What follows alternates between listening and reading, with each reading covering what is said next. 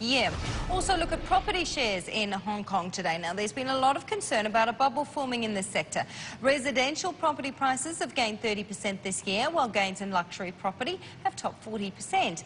Now, our next guest says to determine a bubble, you've got to look at affordability, and he thinks in Hong Kong's case, prices are still reasonable at the mass market level. Peter Churchhouse is chairman of Portwood Capital, joining us now live from Hong Kong. Peter, fantastic to have you with us today. Let me ask you a straight-out question. In your view, is there a property bubble or an asset bubble in Hong Kong?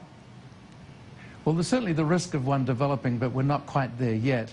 And the reason I say that is really based on measures of affordability in housing in Hong Kong. Typically, when you get affordability being stretched beyond certain levels, then we're clearly in a bubble. We're not in that position right now. Affordability index that I've been measuring for about 30 years now is actually running about the long-term average. And that's largely because interest rates are at record low levels. So really interest rates is keeping affordability low in a good shape right now, and therefore we're in a position where we're not really facing a bubble in that regard, at least.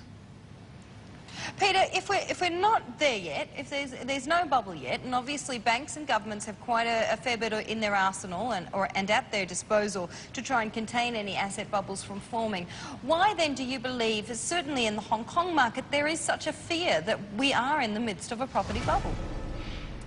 Quite frankly, I think most central banks and central political authorities around the world are very nervous about property bubbles developing, because let's face it, it's the property bubble in the Western markets which got the world into the mess we're in now. So I think they're very leery about having too much liquidity pushing property markets up. And a market that's up 28 or 30% in the past 9 months or so certainly is sending a signal that things are getting a little bit hot. So I can expect to see that central banks in this part of the world at least will be acting to cool down the property markets going forward over the next 6 months or so. And we've seen signs of that from the Hong Kong government, from the Singapore government, and even some signals coming out of China. Peter, I'd like to join the conversation now. We do have a land auction happening at the end of this year. This would be the first one for this financial year. What other measures do the government need to do to help and cool down what's happening here? Well, what they've done already is started to lean on the banks to tighten up lending conditions to the residential market, particularly to the luxury end of the market. Secondly, I think a lot of people are expecting that the government should actually increase the land supply. Property construction or residential construction is pretty much at record low levels in Hong Kong. We're producing less than half of the long-term average amount of flats that we normally produce over the last 15 years. So supply is tight, liquidity is available, the economy is recovering, so you've got the seeds of a bubble there for sure. So I think the supply side could be a thing to look out for over the next 6 or 9 months. All right, so the seeds of the bubble are certainly there. I was looking at your affordability chart, and we are quite a ways away from that 97, the peak levels we saw there.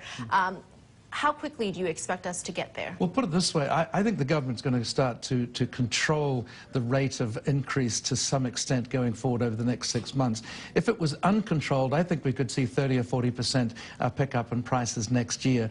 Given that I think there will be some controls put in place, I expect that upside to be more in the region of 15 to 20%, which would still leave affordability pretty good. We will still not be at those bad levels that we were at back in the late 90s. Peter, just very, very briefly, because we are almost out of time, can you define for us an asset bubble? Well, to me, in housing, it comes to affordability.